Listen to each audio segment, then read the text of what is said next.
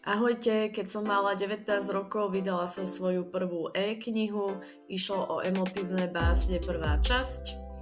Išlo o to, aby som skúsila svoj nový smer a niektorí ste mali už tú česť čítať túto e-knihu. Tí, ktorí máte záujem, viem vám ju zaslať na e-mailovú adresu. Viete si to prečítať a dať mi feedback v prípade, že vydám druhú časť, o ktorú sa snažím, tak vám pošlem link, kde si ju viete zakúpiť.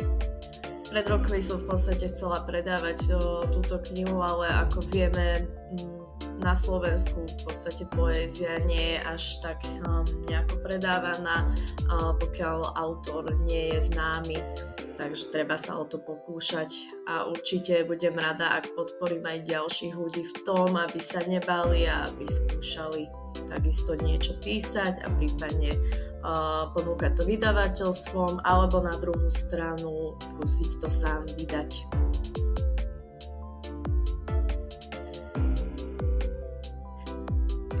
Tak toto vyzerá.